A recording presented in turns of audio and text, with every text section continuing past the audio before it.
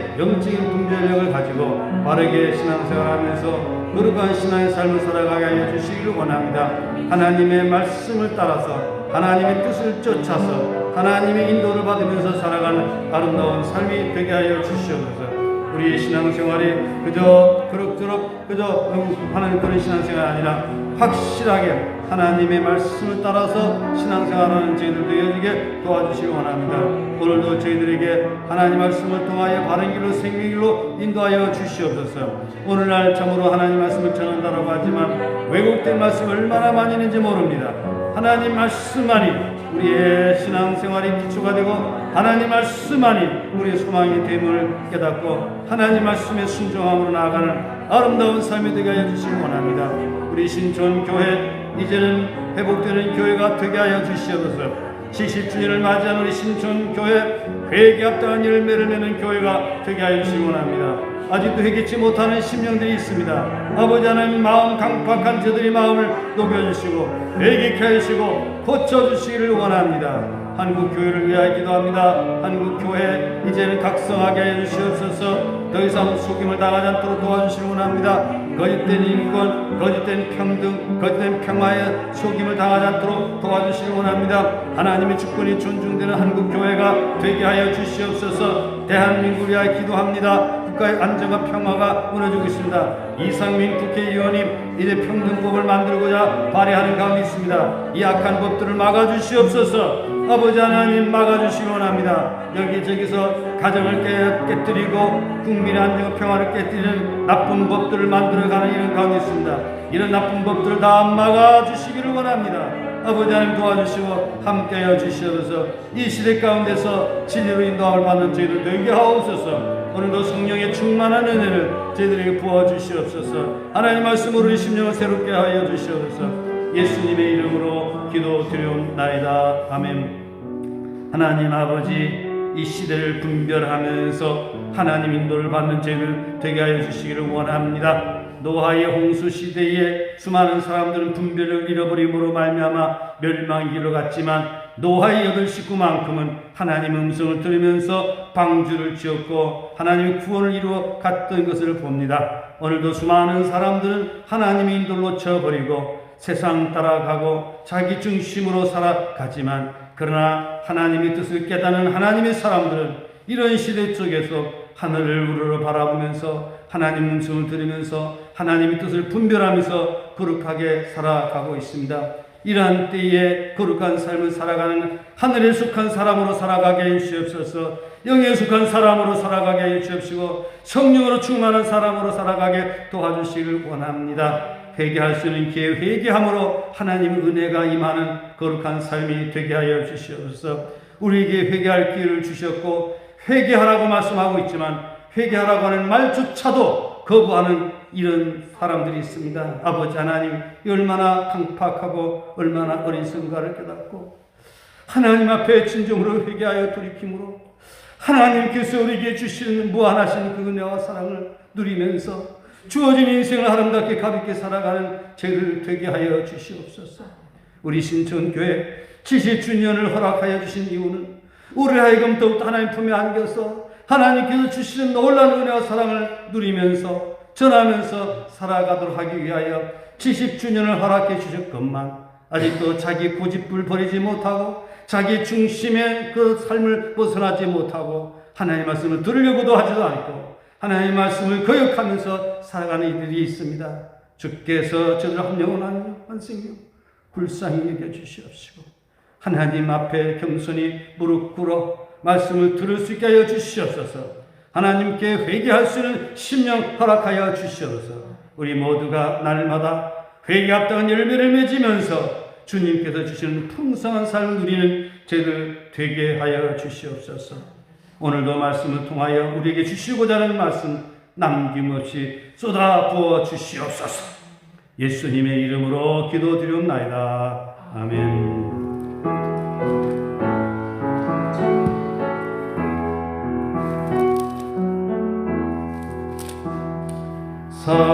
사랑의 주 사랑의 주 사랑의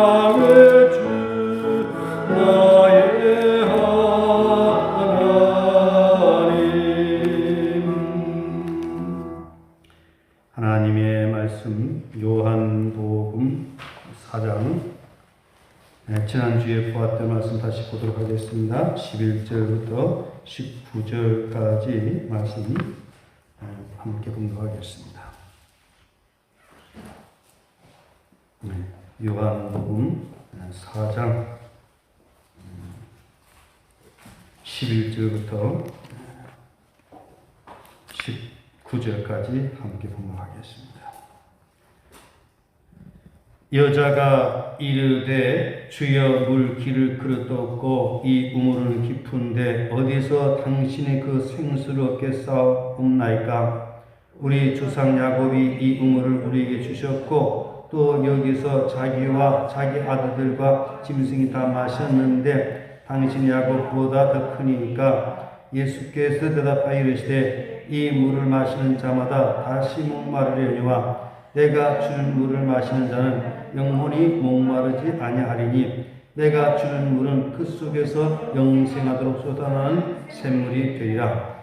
여자가 이르되 주여 그런 물을 내게 주사 목마르지도 않고 또 여기 물 길러 오지도 않게 하옵소서. 이르시되 가서 내 남편을 불러오라. 여자가 대답하여 이르되 나는 남편이 없나이다. 예수께서 이르시되 내가 남편이 없다 하는 말이 옳도다. 너에게 5 남편이 있었고 지금 있는 자도 내 남편이 아니니 내 말이 참도다. 여자가 이르되 주여 내가 보니 선지자로소이다. 아멘. 네, 우리 인사하겠습니다. 오직 예수님 하나님께로 돌아갑시다. 네, 지난 주일에 말씀을 전했습니다마는 오늘 말씀을 준비하면서 보다 더 이 말씀의 본 뜻을 여러분들에게 전해야 되겠다라고 하는 그런 마음이 들어서 다시 이 말씀을 부연해서 말씀을 전합니다. 오늘 말씀을 전하고자 하는 내용은 여러분들이 잘 아실 겁니다만은 바로 이 여인이 구하는 물과 예수님께서 주시는 물, 이것을 명백하게 분별해 가지고 여러분들에게 말씀을 드리고자 합니다. 성경 전체를 통해서 이 주님께서 이 여인에게 주시고자 하는 그 물이 무엇인가를 더 우리 깊이 있게 이해하게 될 때에 우리 더욱 은혜 가운데 살아가게 될 것입니다. 아까 인사했죠? 네. 오늘 우리가 살아가는 동안 가장 아름다운 삶이 뭐냐? 에덴 동산에 돌아가서 주님 품에 안겨서 주님의 인도를 받으면서 살아가는 것이 가장 아름답고 행복한 삶이 되는 것입니다. 그럼에도 불구하고 어리석은 인생들은 하나님의 품을 떠나서 제 고집대로 살아간다라고 하는 것입니다. 바로 제 고집대로 살아가는 것이 인간이 불행이고 이것이 죄이고 이것이 인간 세상을 힘들게 만들어 가고 있다라고 하는 것입니다. 그래서 하나님의 품을 떠나 죄 가운데 빠져있는 인생들을 돌이키게 하기 위하여서 하나님께서는 독생자 예수님을 보내주셨다라고 하는 것입니다. 예수님을 보내주신 것은 하나님께서 우리에게 대한 가장 큰 사랑입니다. 우리가 지은 죄를 대신해서 예수님께서 벌을 받으시고 그리고 예수님께서 죽으시고 부활 승천하심으로 말미암아 우리에게 새로운 길을 열어주셨다라고 하는 것입니다. 그럼에도 불구하고 이 예수 그리스도를 거부하는 사람들이 있는데 이것이 바로 어리석은 사람들이라고 하는 것입니다. 오늘 말씀을 통해서 보게 되면 이 여인이 추구하는 그 물은 여러분이 잘 아는 대로 이 세상의 물입니다. 이 세상의 물은 무엇입니까? 성경을 한번 보시겠습니다. 11절 한번 같이 보시겠습니다.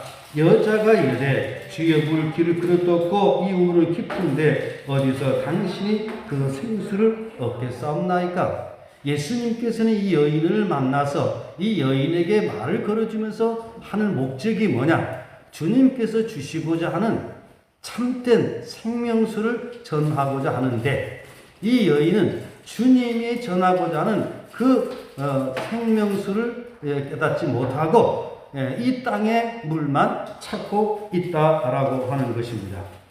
그러면서 이 여인은 한 단계 한 단계 예수 그리스도에 대한 이해를 갖게 되고 결국에는 예수 그리스도를 만나게 된다라고 하는 것입니다. 오늘 우리는 생수의 근원 되신 우리 예수님을 제대로 만나게 될 때에 우리는 영생을 얻고 복되게 살아가게 된다라고 하는 것이죠. 12절에 보면 이 여인은 야곱이 우물에서 이야기를 하면서 예수 그리스도를 그냥 한 보통 유대인 남자 정도로 취급을 하고 있습니다. 그럼에도 불구하고 예수님께서는 계속해서 이 물과 주님께서 주시고자 하는 물을 비교하면서 설명을 합니다. 이 물을 마시는 자마다 다시 목마르려니와 내가 주는 물을 마시는 자는 영원히 목마르지 아니하리니, 이렇게 말씀을 했습니다. 그랬더니 이 여인이 그럼 그 물을 저한테 주십시오 라고 할 때에 바로 내 남편을 불러오라 이야기를 했습니다. 그랬더니 여인이 진실하게 고백을 합니다. 남편이 없나이다. 그러면 이 여인은 어떤 여자입니까? 남이 남자를 데리고 사는 음탕한 여자 아니겠습니까? 그동안 남편 5이나 번갈아 가면서 인생을 살아갔던 타락한 그런 여인이었다라고 하는 것입니다. 그런데 우리 주님은 이런 여인에게도 찾아주시고 그에게 생수를 전하고 있는 이 모습을 보게 되면 예수님께서 이 땅에 오신 것은 의인을 부르러 온 것이 아니고 누구를 부르러 왔다? 죄인을 부르러 왔다라고 하는 그 말씀대로 바로 죄인을 찾아오셨다라고 하는 것입니다. 바로 우리 기독교의 신앙은 뭐냐? 바로 우리가 지나간 날 어떤 환경에서 어떻게 살았든지 간에 예수님께로 하나님께로 돌아와서 새롭게 살아가는 것, 이것이 우리 주님이 관심사이고 하나님의 뜻이다라고 하는 것입니다. 우리가 지나간 날 깨닫지 못하여 잘못된 삶을 살았다 할지라도 주님께서는 그것을 벌하시는 것이 아니라 그 죄악을 나무라시는 것이 아니라 회개케 하여 돌이킨다라고 하는 것입니다. 하나님의 심판은 어떤 자에게만 하는 것이냐? 죄인에게 임하기보다는 회개치 않고 돌이키지 않는 자들에게 하나님의 심판이 임한다라고 하는 것을 우리는 기억을 해야 될 것입니다. 그러면서 예수님께서 이제 말씀을 하시는데 내가 주는 물을 마시는 자는 영원히 목마르지 아니하리라. 그런데 내가 주는 물, 이 물이 어떤 물입니까? 지난번에 제가 간략하게 말씀을 드렸죠. 보혈의 피다. 또 성령이다. 하나님의 말씀이다. 라고 하는 것을 여러분들에게 말씀을 드렸는데 오늘은 주님의 보혈의 피에 관련되어 가지고 더 깊이 있게 말씀을 전하고자 합니다. 이 물에 대한 것은 구약 성경에도 보면 여러 차례 반복되고 있는데 특별히 에스겔 47장의 말씀과 연결 지어보면 좋겠습니다. 에스겔 47장, 에스겔 47장 3절부터 한번 읽어보시겠습니다. 에스겔 47장 1절 2절, 에스겔 47장 1절 2절 한번 같이 봉독하겠습니다. 나같이 봉독하겠습니다. 그가 나를 데리고 성전문에 이르시니 성전의 앞면이 동쪽을 향하였는데 그 문지방 밑에서 물이 나와 동쪽으로 흐르다가 성전 오른쪽 제단 남쪽으로 흘러내리더라. 그가 또 나를 데리고 풍문으로 나가서 바깥길로 꺾여 동쪽을 향한 바깥문에 이르시기로 본즉 물이 그 오른쪽에서 스며 나오더라. 이 말씀과 바로 예수님께서 내가 주는 물을 마시는 자는 영원히 목마르지 아니하리라. 이 말씀과 연결이 되어진다라고 하는 것입니다. 이 생수가 이 성전에서 흘러나오는 그 물, 바로 이 물이 바로 예수님의 보혈의 피입니다. 예수 그리스도를 통해서 예수 그리스도께서 십자가의 죽으심과 부활을 통하여서 바로 죄인들이 회개하여 하나님께 돌아오게 됨으로 말미암아 죄에서 사함을 받고 영생함을 얻게 되고 이 땅에서 풍성한 삶을 누리게 될 것을 이미 에스겔 선지자를 통해서 말씀하셨다라고 하는 것이죠. 1절부터 방금 에스겔 47장 1절 2절에서 보면 이 어디서 이 물이 나온다고 했습니까? 성전, 성전에서 물이 스며 나온다라고 하는 거죠. 그럼 이 성전은 누구이시죠? 예수 그리스도이시죠. 자, 예수님께서 성전을 헐고 사흘에 다시 지으라 라고 하는 이 말씀을 하셨죠. 성전 청결케 하시면서 이 말씀을 하셨죠. 이 말씀은 곧 무엇을 의미했습니까? 예수님 자신이 십자가에 죽으시고 사흘 만에 다시 살아날 것을 말씀했죠. 그런데 이 말씀을 당시 사람들은 이해를 하지 못했고 제자들조차도 이해를 하지 못했고 예수님이 부활하신 이후에야 그처들이 깨닫게 되었다라고 하는 것입니다. 그러면 구약에서 가르치고 있는 이 성전은 누구냐라고 하는 것입니다. 바로 예수 그리스도이시다라고 하는 것입니다. 그러면 이 성전에서 흘러나오는 이 물은 무엇입니까? 바로 예수 그리스도께서 십자가의 죽으심과 부활을 통해서 그 보배로운 피가 인류의 죄를 덮으사 인류의 죄를 속량하시고 그 보배로운 피에 적셔지는 사람마다 새 생명을 얻게 되고 풍성한 삶을 누리게 되는 것을 가르치고 있다라고 하는 것입니다. 오늘 우리는 이 보혈의 신앙, 보혈의 은총에 젖어서 살아가는 그런 신앙인이 되어야 되겠다라고 하는 것입니다. 그러므로 바로 우리 신촌 교회가 주님의 성전을 사모하는 이유는 바로 성전 되신 우리 주님께서 십자가에서 피를 흘리사 그 피로 말미암아 예수 그리스도를 믿는 자들에게 사죄의 은총이 있게 되는 것을 말씀을 하고 있는 것입니다. 그러므로 우리는 우리 주님의 성전 되심과 또 성전에서 흘러나오는 구속의 그 은혜, 회개케 하는 그 은혜가 얼마나 우리에게 중요한 것인가를 우리는 깨달아야 될 줄로 믿습니다. 그리고 주님께서 주시는 이 생수는 어떤 역할을 하느냐? 우리에게 영원한 생명을 얻게 되는 것입니다. 이 물을 마시는 자는 다시 목마르려니와 내가 주는 물을 마시는 자는 영원히 목마르지 아니하리라. 그 주님의 물을 마심으로 영원히 목마르지 아니한다라고 하는 것은 뭐냐? 바로 예수 그리스도의 십자가의 죽으심과 보혈의 피가 하나님과 우리 관계를 회복시킴으로 말미암아 우리의 죄를 없애고 그래서 우리는 하나님과의 관계 속에서 영원한 생명을 얻게 된다라고 하는 것입니다. 그래서 우리 주님이 그 주시는 그 물, 주님이 십자가상에서 죄를 대속하심으로 말미암아 나타난 회개가 오늘 우리에게 이런 영원한 생수를 얻게 된다라고 하는 것을 말씀을 하고 있습니다. 고린도전서 3장 16절에 보게 되면 너희가 하나님의 성전인 것과 하나님의 성령이 너희 안에 거하시는 것을 알지 못하느냐. 예수님만이 성전이 아니라 주를 믿는 우리도 하나님의 성전으로 인정해 준다라고 하는 것입니다. 이 말은 무슨 말이냐? 예수 그리스도의 십자가의 죽으심과 부활을 받아들이고 회개함으로 말미암아 하나님이 번식이 된 자들에게도 하나님의 영이 머물게 되므로 하나님이 성전이다라고 하는 것이죠. 그러므로 우리 성도된 이들은 하나님의 성전인 것을 기억하면서 우리 스스로 거룩하게 살아가야 될 것입니다.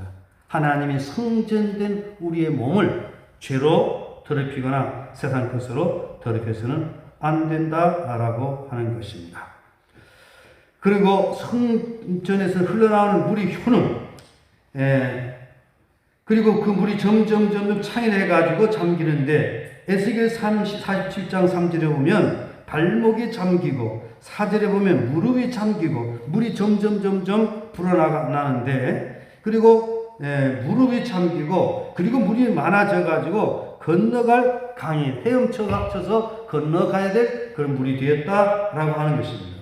그리고 강물의 효과 에스겔 47장 6절 우리 같이 한번 보시겠습니다. 에스겔 47장 6절입니다. 다 같이 공부하면 시작. 그가 내게 이르시되 인자야 내가 이것을 보았느냐 하시고 나를 인도하여 강가로 들어가시기로. 7절 8절 내가 돌아가니 강 좌편에 나무가 심이 많더라. 그가 내게 이르시되 이 물이 동쪽으로 향하여 흘러 아라바로 내려가서 바다에 이르리니 이 흘러내리는 물로 그 바다에 물이 되살아나니라. 이건 뭡니까?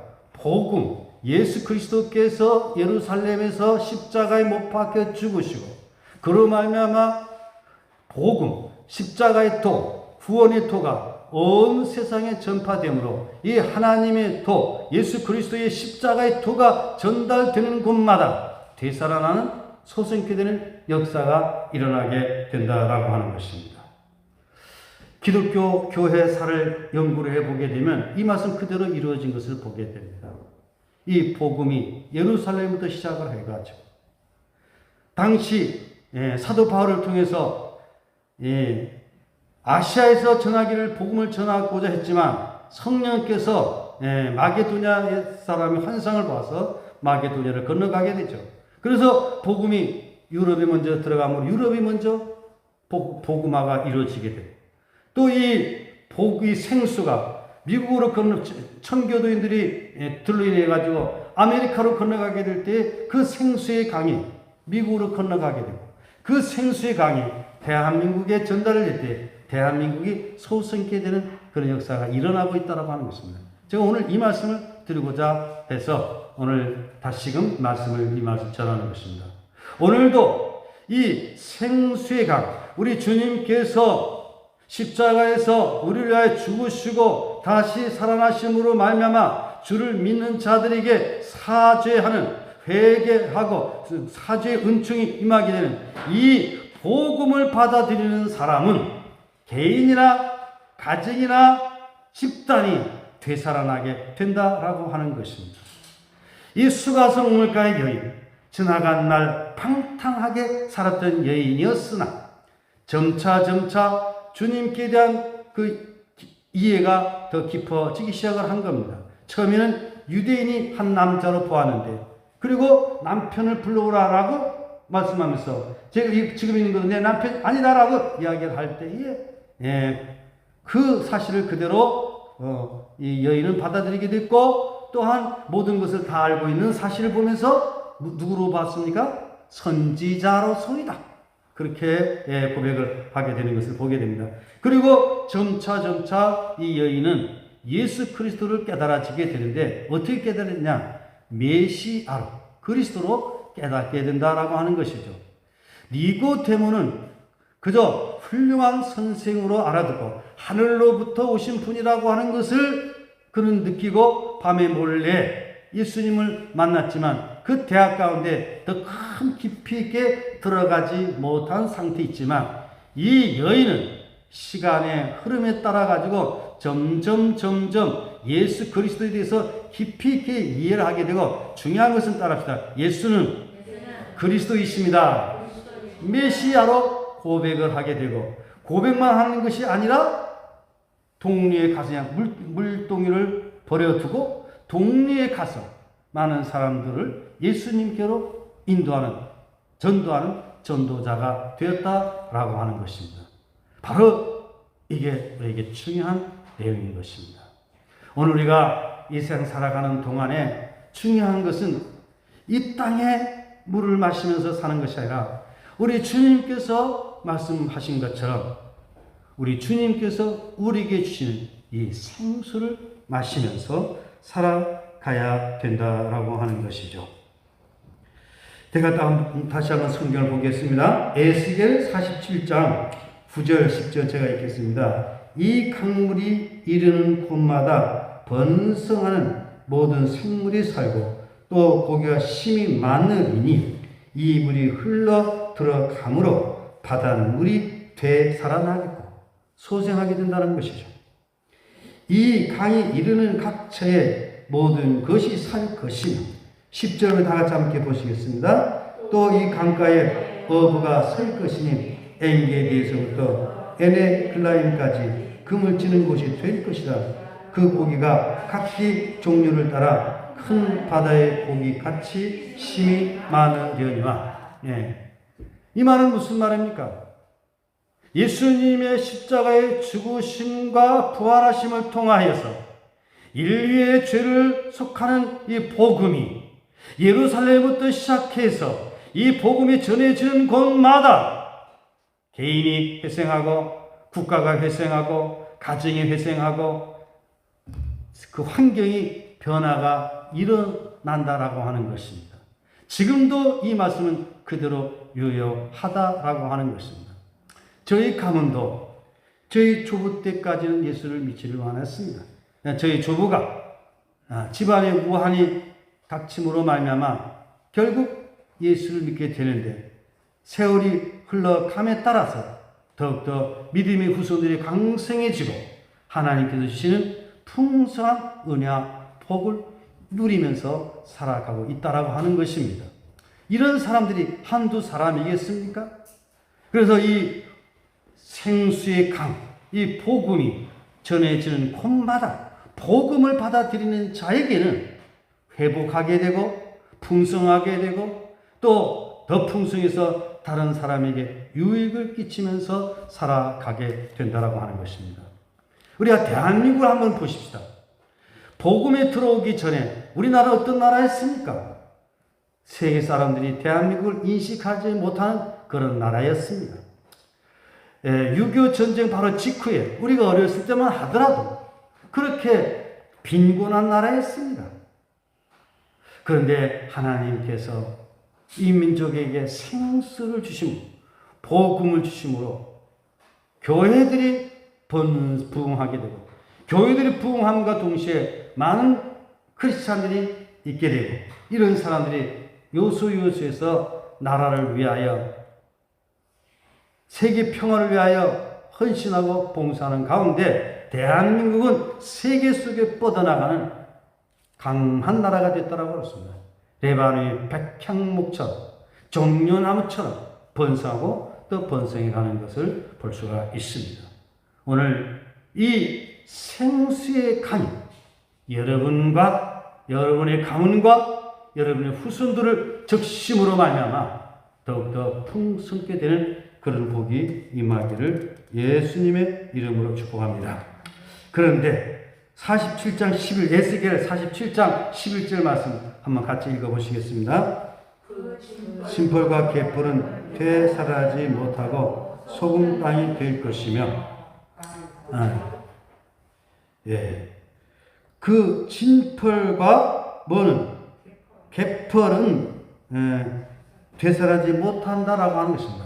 그러면 갯벌과 진펄이 의미하는 바는 무엇입니까? 밭으로 말하면 무슨 밭이겠습니까? 옥토밭이 아닌 길가밭, 가시밭, 또한 무슨 밭? 돌밭, 돌짝밭이 되는 것이죠.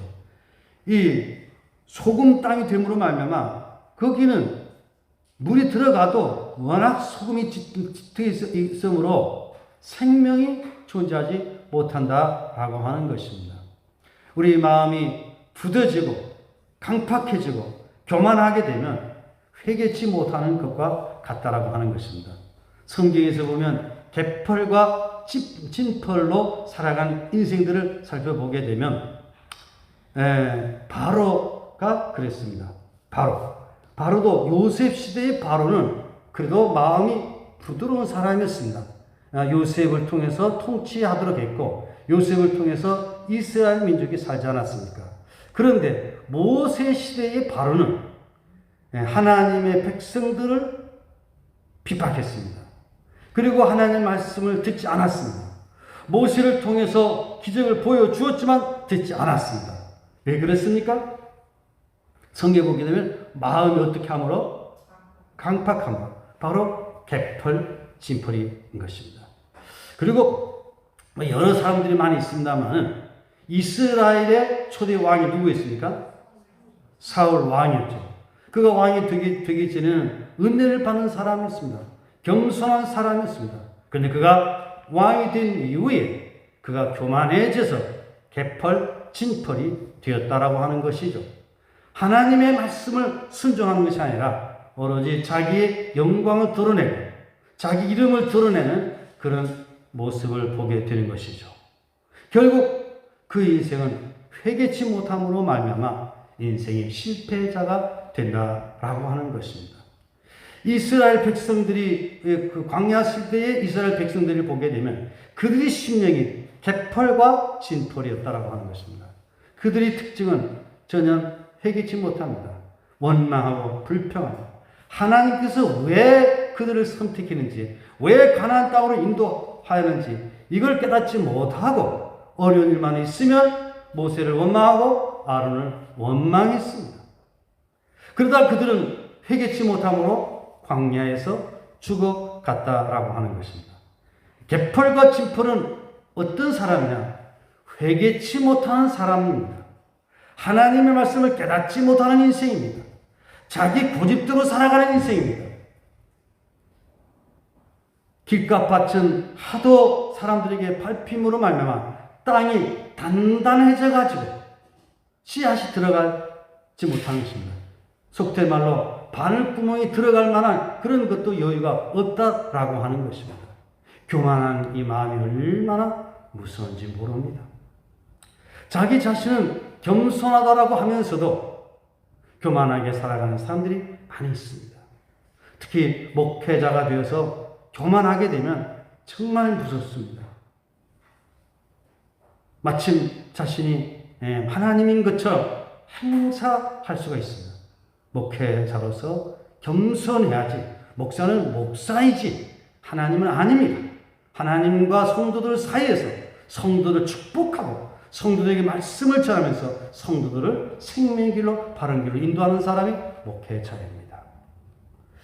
그리고 교회의 중직자들이 교만한 병에 들어가게 되면 이거는 정말 문제가 많습니다. 오늘 우리는 겸손한 사람이 되어서 우리는 생수를 받아들이는, 생수의 강물을 받아들이는, 받아 마시는 이런 사람이 돼야 한다라고 하는 것입니다. 남녀노소 불문하고 우리는 우리 주님께서 우리에게 베푸시는 이 생수, 이 생수의 강을 우리는 마심으로 말미암아 내 영혼이 목마름을 죽일 뿐만 아니라 우리가 이 땅에서 풍성한 삶을 누리면서 살아가야 된다라고 하는 것입니다. 어디 가든지 간에 하나님이 복음이 전해지는 곳에는 이 복음을 받아들임으로 은혜 받고 다른 사람에게 아름다운 선한 영향을 끼치면서 살아가는 사람들이 있는가 하면 복음을 거절함으로 다른 사람에게 누를 끼치는 사람도 있다라고 하는 것입니다. 오늘 저 여러분 진펄과 개펄이 되지 말고 하나님의 은혜를 받고 풍성한 삶을 누리는 그런 생애가 되시기를 예수님의 이름으로 축복합니다. 주의 피로 이룬 샘물 참 깊고 넓도다. 구원하는 그 신능력 다 찬송할지라. 찬송하세 주의 보혈 그 샘에 지금 나아가 죄에 깊이 빠진 이 몸 그 피로 씻어 맑히네. 죄악 세상 이김으로 거룩한 길 가는 나의 마음 성전 삼고 주께서 계시네. 찬송하세 주의 보혈 그 샘에 지금 나아가 죄에 깊이 빠진 이 몸 그 피로 씻어 맑히네. 그렇습니다. 우리 주님께서 십자가에 죽으시고 부활하심으로 말미암아서 회개케 하는 그 복음의 진리, 이 도를 여러분 놓지 마시고 회개함으로 하나님 은혜 가운데 살아가는 그러한 삶이 되시기를 예수님의 이름으로 축복합니다. 오늘 누가복음 5장의 말씀에 보니까 회개하는 그 일이 어디서부터 시작이 된다고 그랬습니까? 어디서부터? 예루살렘에서부터. 회개에 대해서 더 깊이 있게 함께 말씀을 나누고자 합니다. 이렇게 주님께서 그 생수에 대해서 이렇게 말씀하고 있는데 이것은 주님의 보혈의 피고 성령님이시고 하나님 말씀이다라고 하는 것 몇 차례 반복해서 말씀을 드렸습니다. 그 다음에 두 번째, 이 여인이 어떻게 해서 이런 은혜를 받게 됩니까? 자신의 죄를 고백한다라고 하는 것이죠. 요한복음 4장 16절 17절 함께 봉독하겠습니다. 이르시되 가서 내 남편을 불러오라. 여자가 대답하여 이르되 나는 남편이 없나이다. 예수께서 이르시되 내가 남편이 없다는 말이 옳도다. 바로 이 여인은 자기 자신의 부끄러운 사실을 그대로 고백하고 있다라고 하는 것입니다. 바로 생수의 영이 되신 이 성령은 거룩하기 때문에 회개하는 자에게 임한다라고 하는 것입니다. 하나님의 은혜는 회개하는 자에게 임한다라고 하는 것입니다. 회개치 아니하는 자에게는 하나님의 그 생수의 그 강물이 이룰 수 없다라고 하는 것입니다. 그러므로 우리가 신앙생활하면서 깊이 있게 성찰해야 될 것은 회개입니다. 회개입니다. 그동안 한국 교회가 회개의 메시지를 전하는데 너무 인색했습니다. 이제는 한국 교회가 강단에서 회개의 메시지를 선포해야 될 때입니다. 회개는 하나님의 큰 사랑을 표현하는 것입니다. 회개는 하나님께 돌아오게 하는 것입니다. 잘못된 신앙 상태에 있는 자에게 방치하는 것이 이것이 심판이고 이것이 망하는 길임을 알아야 됩니다. 그래서 예수님께서 첫 번째 말씀 전하는 메시지가 마태복음 4장 17절에 보면 회개하라. 뭐가 가까우느냐? 천국이 가까이 왔느니라 말씀을 했습니다. 세례 요한의 메시지가 뭐였습니까? 회개의 메시지였습니다. 오늘 낮의 말씀에도 보면 이 회개하는 역사가 어디에서부터? 예루살렘에서부터 시작이 된다라고 말씀을 했습니다. 제가 한번 성경 한번 읽어보겠습니다. 또 그의 이름으로 죄 사함을 받게 하는 회개가 예루살렘에서 시작하여 모든 족속에게 전파될 것이 기록되었으되 회개입니다. 회개라고 하는 것은 두 가지 의미가 있습니다. 근원적인 회개, 방향을 하나님께 돌아오는 겁니다. 하나님을 등졌던 인생이 하나님께 돌아와서 주님 품에 안겨서 주님과 함께 살아가는 것, 이것이 회개입니다. 두 번째 회개는 우리가 손과 발을 씻듯이 우리 도덕적인 것, 잘못된 행실을 고쳐서 사랑과 관계 속에서 의롭게 살아가는 것입니다. 그래서 우리는 회개해야 됩니다. 회개하지 아니하면 우리는 구원받을 수 없습니다. 그런데 오늘날 회개치 않는 자들이 너무 많이 있어요. 다른 사람에게 상처와 고통을 주고서도 전는 자신을 돌아보지 못하고 회개치 않은 사람들이 있습니다. 교회를 분열케 하는 그런 일을 하고서도 회개치 못하는 사람들이 있습니다. 가정에서 다른 사람들에게 고통을 안겨주고서도 전혀 뉘우치지도 않고 잘못했다고 용서를 구하지도 않고 그냥 지내는 사람들이 있습니다. 우리 기독교의 신앙은 회개하는 자에게 용서를 베풀어 주는 것입니다. 요셉이 형들이 잘못했을 때에 요셉을 형들이 잘못된 것들을 깨달을 수 있도록 알아들은 말로 그들을 엄하게 꾸짖기도 했습니다. 그런 가운데 요셉이 형들이 회개할 때에 내가 하나님을 대신하니까 라고 하면서 형들을 용서하고 형제의 만남이 이루어지게 되는 것을 볼 수가 있는 것이죠. 성경에도 보면 회개하거든 70번씩 7번이라도 용서하라고 분명하게 말씀을 했습니다. 회개가 없는 그런 용서는 있을 수가 없습니다. 우리 하나님께서도 회개치 않은 자는 용서하지 않습니다. 반드시 회개해야 되는 것입니다.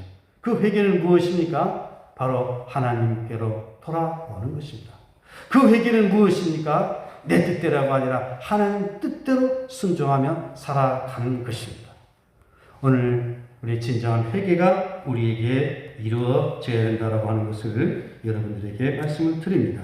바로 이 수가성물가의 여인은 자신이 잘못된 것을 예수님께 고백을 하고 있음을 보게 됩니다. 그래서 이 여인은 점차 예수 그리스도에서 눈을 뜨기 시작을 합니다. 첫 번째는 유대인의 남자로 알았다가, 그 다음에는 선지자로, 그 다음에는 메시아로 깨닫게 되고, 그리고 나아가서 예수 그리스도를 증언하는 전도자가 되는 것을 볼 수가 있습니다. 네, 요한복음 4장 25절, 26절 말씀 다 같이 함께 봉독하겠습니다. 메시아 곧 그리스도라 하는 이가 오실 줄을 내가 아노니 그가 오시면 모든 것을 우리에게 알려주시리이다. 예수께서 이르시되 내가 말하는 내가 그라 하시니라. 예, 그래서 예수님께서는 그 수가성물가 여인에게 자신이 메시아임을 알려주고, 또 그리고 이 여인은 메시아임을 깨닫게 됐을 때에 바로 동네에 가서 많은 사람들을 주님께로 인도한다라고 하는 것입니다.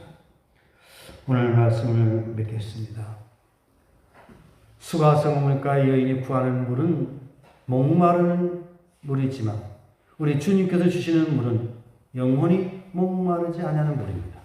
그 물은 예수님께서 갈보리 산상에서 못 박혀서 흘리실 피를 말하는 것이고, 피 흘림으로 말미암아서 있게 된 이 회개함으로 나타나는 복음의 진리의 도를 말씀하고 있는 것입니다.